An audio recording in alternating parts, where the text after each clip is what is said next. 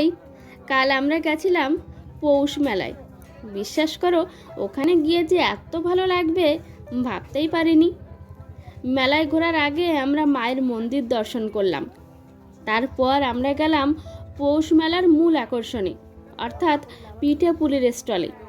কিন্তু খাওয়ায় বিজি থাকায় সেই ভিডিওটা আর করা হয়ে ওঠেনি। তবে হ্যাঁ, এই জায়গাটার ভিডিও না করে পারলাম না। এখানে অনেক পুরনো দিনের জিনিস দেখতে পেলাম, যেগুলো আমাদের জীবন থেকে এক প্রকার হারিয়ে যেতে বসেছে। আমরা যতটা এগুলো চিনি জানি, এগুলোর ব্যবহার সম্পর্কে জানি, কিন্তু দুঃখের বিষয় হলো আমাদের পরবর্তী প্রজন্ম হয়তো এগুলোর নামও জানতে পারবে না। আমার বাবায়ের সহজপাঠ বইটিতে কবিগুরুর লেখা হাট কবিতার একটা লাইনে আছে, বেতের বোনা ধামাকুলো।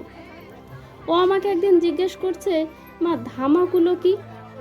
আমি ওকে বর্ণনা দিয়ে বোঝানোর চেষ্টা করলাম, কিন্তু জানি না ও কতটা বুঝতে পারলো।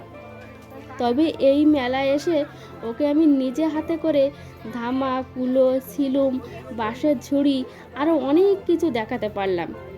আর এগুলো দেখে আমার মনে হচ্ছিল যেন সব কিছু একটা একটা করে নিয়ে নিই, কিন্তু সেটা তো আর সম্ভব না। তাই অল্প কিছু কিনে নিয়েই বাড়ি চলে আসলাম। তোমরা এই শীতে পৌষ মেলায় ঘুরেছো একবারও?